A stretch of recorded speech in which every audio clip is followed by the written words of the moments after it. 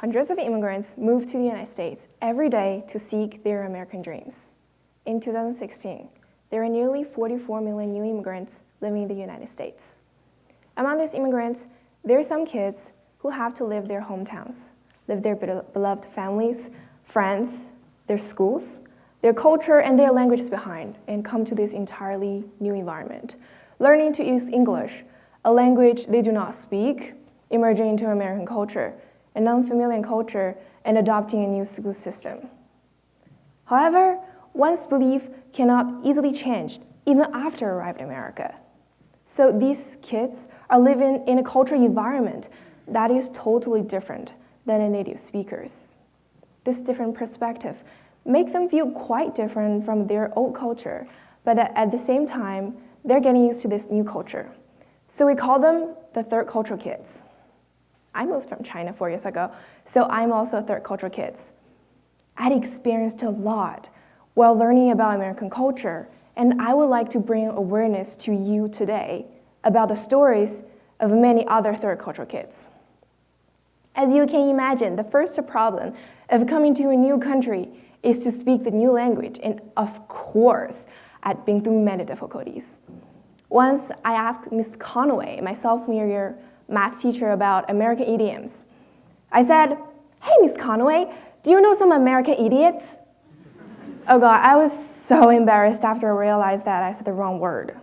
Well, I have a million stories about how I embarrassed myself in front of people. But after a while, I realized that language was not the tricky part. I realized that there is a wall between me and the rest of the American society. It is the wall of cultural differences. After arriving in America, I lost most of my social skills because I was thinking from a different perspective than the people here. It is like when someone tells an American joke and everybody thinks it is funny, but I don't laugh because I don't understand it. And as I face more similar situations, I start to talk less and less because it didn't feel good when you don't understand or can get involved in conversations or group activities. I felt left out. Yeah, that is the pain of third cultural kids. We cannot live freely in the culture that we want so hard to be familiar with, and we have to try to understand new things and embrace all of the uncomfortableness while living with language barrier. But do I have to be an entirely American to live in this society? No. So I'm asking you all today to help all of the third cultural kids by stepping into their shoe and look through their eyes. That is when you talk about the magic of understanding. My middle school teacher had told me that understanding is the reason of a kindness. If you wanted to express kindness, maybe try to think from another person's perspective. That is, if you know that someone from your class had recently come from another country, you may try to feel what he or she's feeling.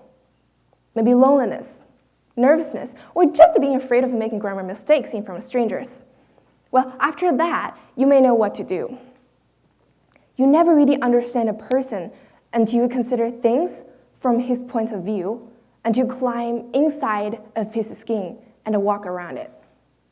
Do you remember this? In the book To Kill a Mockingbird, Alex Finch explains to Scott the importance of genuinely understanding other people. While in our school, I had already seen many people who have learned to understand each other.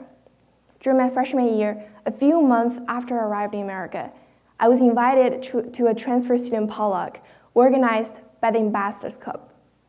As I entered the room door, I was nervous and uncomfortable because I didn't know anybody there. So I stood in the corner with a plate of food in my hand. And then someone, for the first time after I arrived in America, came and talked to me. At first, I was just standing there and I didn't know what to say. She just started a conversation with me. Well, after that, I felt more comfortable and started talking. This girl, she kept encouraging me as she knew that I was an ELD student. And my nervousness were all gone with our laughter. Once you start the first step, everything else will become easier.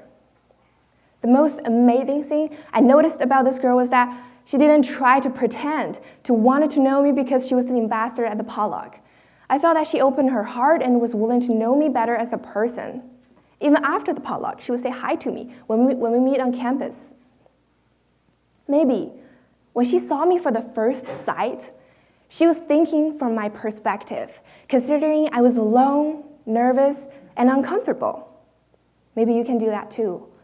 Open your heart and try to understand. Maybe let go of your coolness.